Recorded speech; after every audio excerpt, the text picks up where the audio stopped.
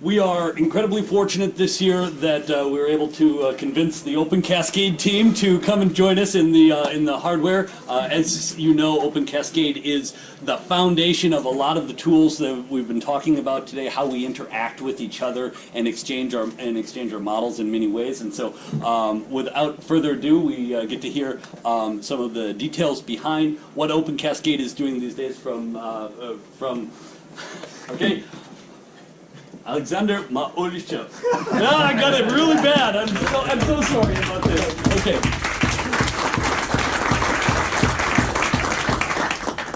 Okay, hello. My name is Alexander Maulichev. Yeah. And in this talk, I'm going to present some key features of the kernel for newcomers and highlight some new features which have been added recently for more experienced users. The first question is, does somebody hear about Open Cascade Technology? Raise your hands up. Almost one third, one half. Okay. What is Open Cascade Technology? Open Cascade Technology is a geometric modeling library. It provides a set of high-level topological operators and low-level geometric algorithms. It uses well-known boundary representation approach to store underlying data. Boundary representation means that a three-dimensional model is constructed by a set of faces. They bound a model. Faces are bounded by edges. Edges are bounded by vertices. Some development facts. The most important thing here is a permissive LGPL license, and this is why I'm here, of course. Moreover, there is a special exception which is taken from LGPL 3.0, allowing to deal with object code incorporating material from header files. Some code in templates, in headers, etc. The Open Cascade technology is written in C++ and available on all major platforms. The actual master branch has nearly 2.5 million lines of code. It's quite huge a framework. Some technical details. Foundation classes are responsible for low-level functionality like smart pointers, collections, maybe some numerical methods. Modeling data defines the set of representable objects. In general, we follow the step standard ISO 103.03. So almost everything that you have in step from a modeling point of view, you can model this stuff using our modeling data directly or using some conversion techniques. Modeling algorithms, data exchange and visualization will be discussed a bit later. Application framework is a set of tools and methods for rapid application development. It allows to build your own data model using undo, redo and transaction mechanism. It's some kind of hierarchical database. Of course, all this stuff uses our classes, our structures, so this is our way to build build applications. Test harness application, it's a TCL-based console application which reveals OCCT functionality. Almost everything that we have on a C++ level is reflected somehow on the TCL level. This application supports a plugin mechanism, so you can write your own commands to extend its functionality. We usually use it to test, to debug, to analyze, to prototype. It's some kind of, how to say, testing tool for us. Geometric modeling. Well, the set of geometric algorithms includes intersection, projection, approximation, intersection, interpolation algorithms. For instance, interpolation algorithm can accept tangents or parameterization to deal with a curve's form. You know that there are infinite number of ways to pass a curve for the given set of points. There should be a criterion to define one curve from this set. Another example of geometric algorithm is presented on the slide. Here you can see the projection of curve to the surface using direction. I have prepared this example using DrawTCL based application, so let's take a look.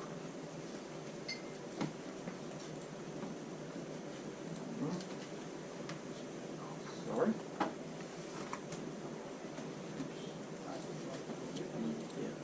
Yeah, here it is. A bit bigger, yeah. Here we have a block constructing our inputs. After that, we have to convert geometric objects to their topological counterparts according to the common definition, which projects a curve on the surface. We convert them. Here we perform the projection. What to project, where to project, projection direction, here it is, and their variable name to store the result. After that, we can display inputs and output on the screen. Here you can see our standard console, which is called Draw, and here we can launch this script.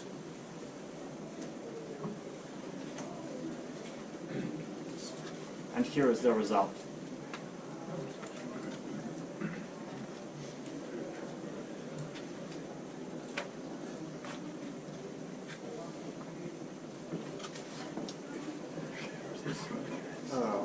High-level topological algorithms. The set of topological algorithms includes Boolean algorithm, fillet, offset, skinning, thickening, chamfering, maybe something else. Once again, there is a special demo demonstrating this functionality, so let's take a look.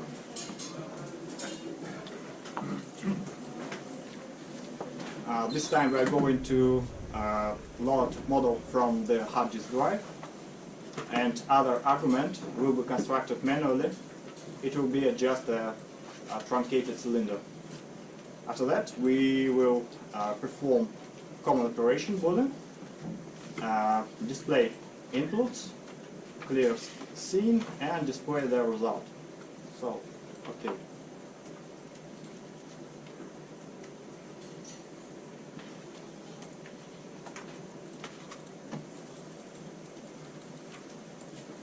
Here are our inputs. Cylinder and well-known NC101 model. And let's see the result.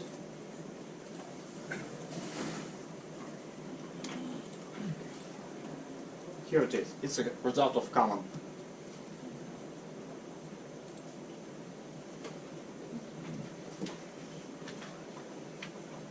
Well, visualization is vital for successful modeling. We live in a three-dimensional world, or at least we feel it three-dimensional.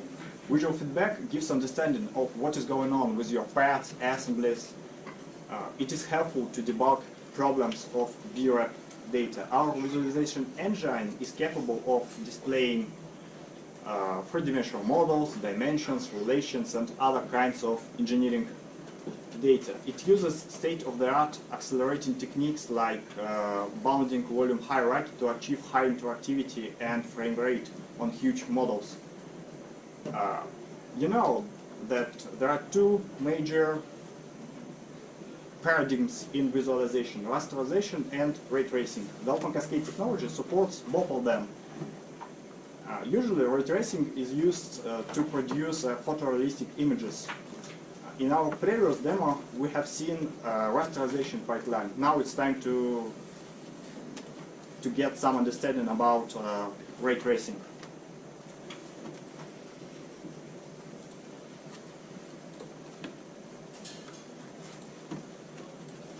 Our next script, once again, load model, prepare scene. Here we want to set a background color. We want to enable lights to see reflections and shadows. We want to set a material to see reflections and shadows. And here we want to enable ray tracing mode and enable shadows, reflections, and anti-aliasing.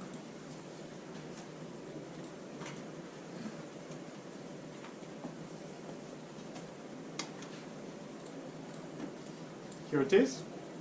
You can see shadows, reflections, and the script is quite small. For instance, you can add textures, materials, etc. So to make it really photorealistic. Just a small demo.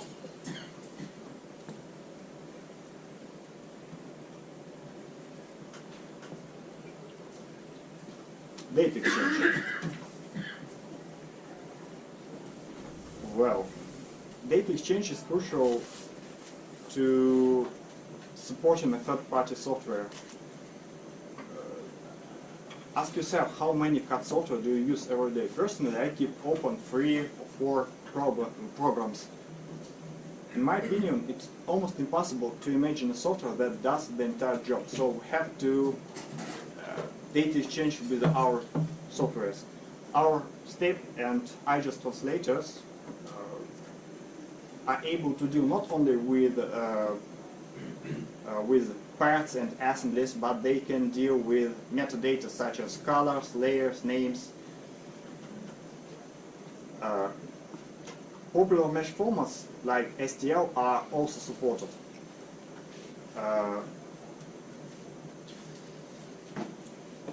Other representation schemes like drawings, voxels, point clouds, wireframe can be constructed from internal VREP structure, but there are no built-in translator for them.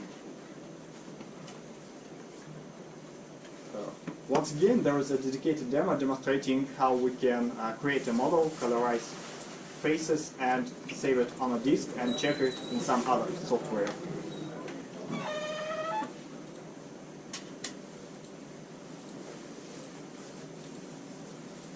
This time we are not going to use a predefined script. The Open CASCADE technology has some built-in samples. This time we are going to use built-in sample. Just type run sample. Here we have a pencil model. It contains 2 solids. We will see it. And after that we can write a step file, what to store, where to store, and we can open it in other software, for instance in FreeCAD.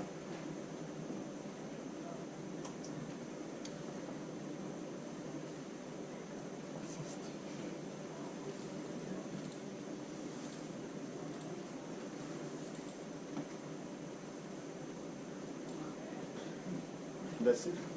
Yeah, well, I know that FreeCAD uses our step translator. But there is no good free step reader, unfortunately.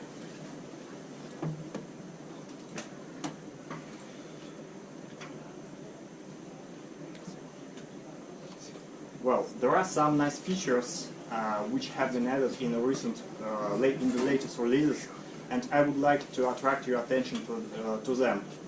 7.0. We migrated from our own build system to the well-known CMake build system. I have to be polite here, but when I entered to the company several years ago and I faced with our build system, well, I can say it was unfriendly to newcomers. I have to be polite. But CMake offers the unified pipeline which is fruitful for developers and the community.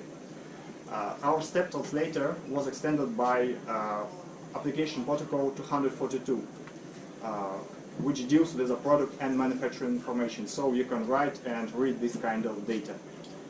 7.1. The Open CASCADE technology usually use bounding boxes to perform fast intersection checks. Sometimes, especially in case B-splines, these axis-aligned bounding boxes, they are much bigger than nominal geometry, and there's a problem.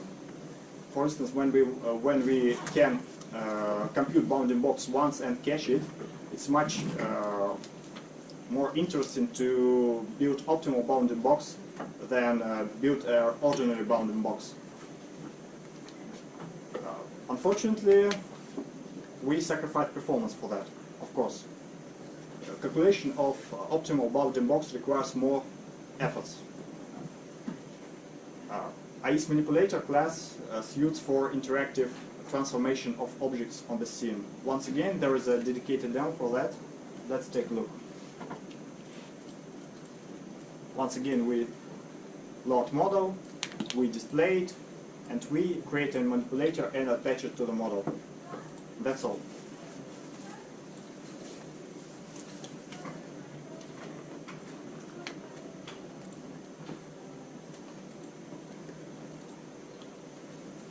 So we can move along three global axes, X, Y, Z. We can rotate, we can scale. That's it.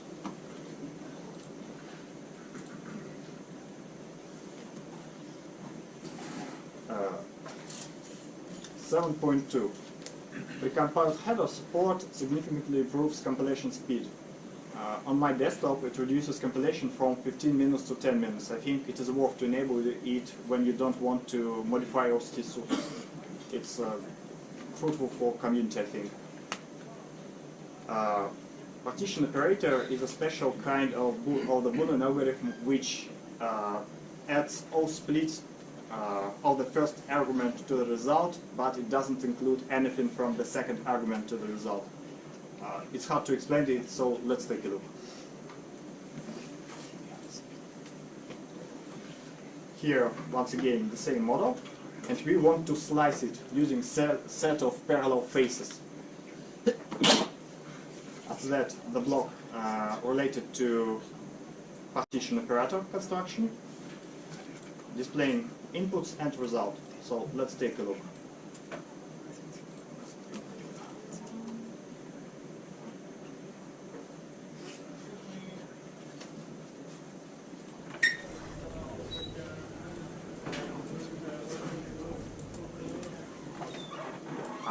Sorry. Need to launch and start once again.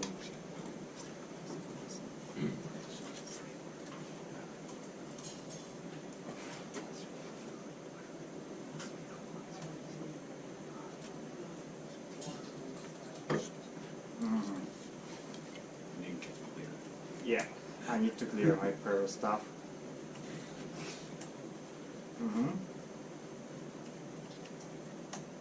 Yeah, that's it. So actually, initially we have one solid, and we want to slice it into several pieces by this set of faces. We clear, we display result. Here you can see some lines on the screen. They mean that we have several solids in underlying model, and we can check it. NBS, number of shapes. So initially we have one solid. In the result, we have 9 solids.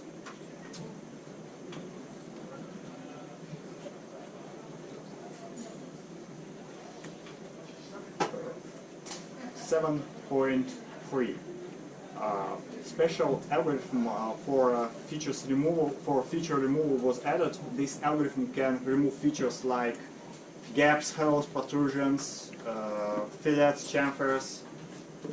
Also, this release introduces oriented bounding box. The idea is the same as a optimal bounding box. And once again, I have a demo for their functionality. Clear scene.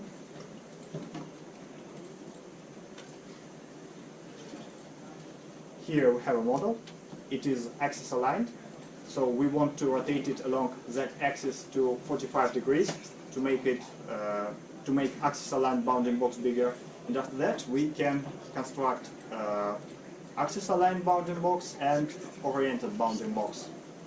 And after that, we can display inputs and outputs.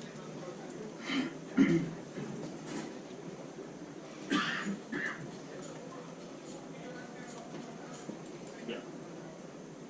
So you can see that the bigger one is axis aligned and yellow one is oriented one.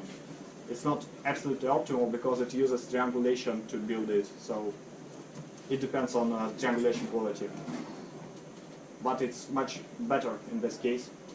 nevertheless.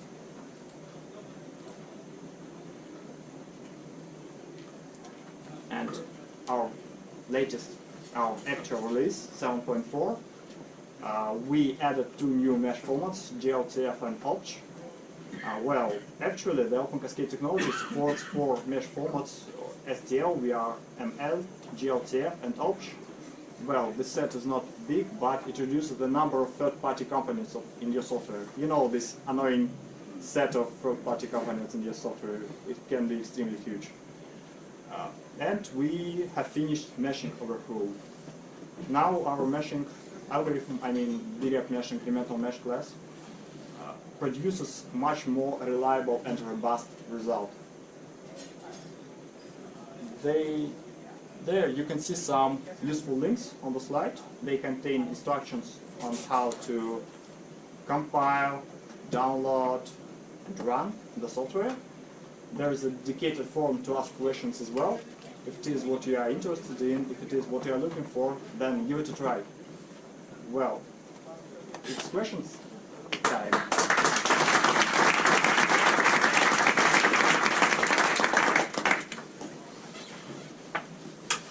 Yeah, so do you have a record of how it compares to the commercial solid kernels like Parasolid? So that if I've got something depending on Parasolid and you tell me what the differences are, I can tell whether the differences matter enough that it can transfer over. What is the difference between commercial kernels and the free kernel? Yeah. You've evaluated them side by side for some of the different operations. Unfortunately, we don't have an access for that, for other kernels.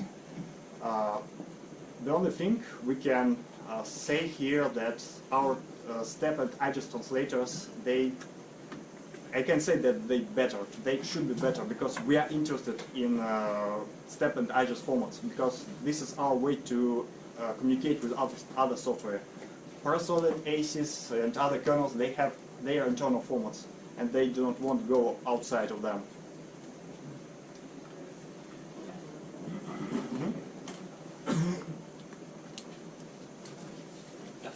Yeah, I was wondering if you also have a port on to use on Open Cascade on the web, or if it's and how you do that, or if you plan to do that. How do we use Open Cascade on the web? If it's possible, yes. Yes, we have some experiments in that area, and the usual way is to add some buildings to the C++ libraries using JavaScript languages and call just C++ code. Yeah, but I assume that I want to visualize a solid in the web. I don't have the You can go to our website, to the company's website. You can see some model on the web. So somebody has finished this job, but it's not was my task. Yeah, okay. I was wondering if you have a So port, technically it's possible. We have this experience, but how it is done, I don't know.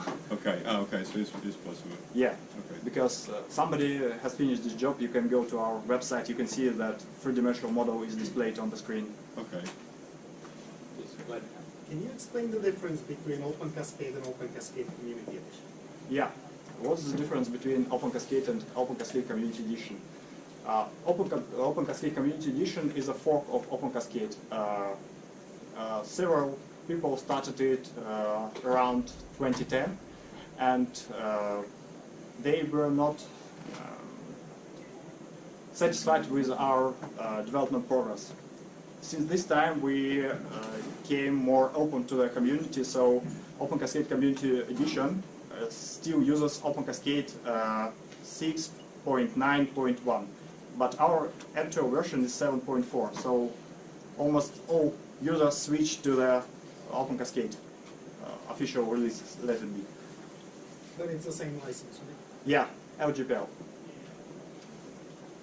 Can you tell us a little bit about what the next big thing will be for Open Cascade? Is it robustness, performance, anything else?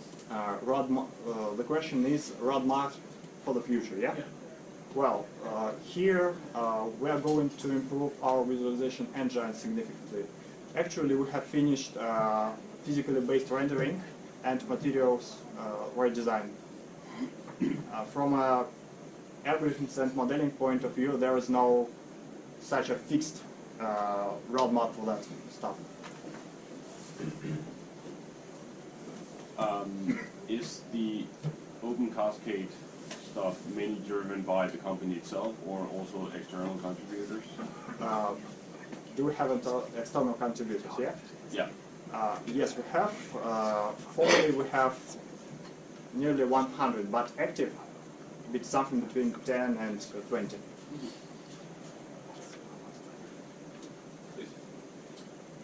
The ray tracing demo, are you tracing the triangles or are you tracing the VRAM patches? Question about retracing. What do we display on the screen? Yeah, good question. In visualization, in this stuff, we ray trace the triangle, so you have to build a mesh before usage. Have you considered putting this route to GitHub or GitLab? Because it took me quite a long time to actually find the Git repo. Yeah, I know this problem. Okay. Can you repeat the problem for the? The question is, do we have a mirror on some public website? Actually, no, but we are working on this. We are going to use GitHub, yeah? My colleagues say that we are going to publish a mirror on the GitHub. Okay. So I had a question of the process of a new developer coming in to be able to contribute. Is that documented somewhere? If someone is watching this talk, where would they look to find out how to get involved in your project? The question is how to involve to the project, yeah? Yeah. Here you can see the first link. It has information about how to be involved.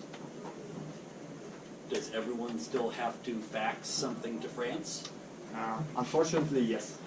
Some legal reasons. Okay. But we are working on this process and trying to optimize it. Okay. Are you working on a contributor license agreement? Right So now, that's yeah. what okay. Yeah, we are working on that stuff, Okay. but actually you have to sign it, yeah. Yeah, unfortunately, it is currently as it is, but we're trying to simplify the workflow. There's time for maybe one more question. Yeah. So are there any plans to make the C++ API a bit more friendly to use for modern C++? Since I want the API to be The question is, can we replace our old API by a modern C++ API? Yeah. The answer is no, because all CAD vendors support non-C++ 11 compilers. So we cannot switch. We can, and we wrap them by some macro, for instance, standard override, just a macro for C++ override. But in general, we cannot drop all this stuff. Okay. Thank you.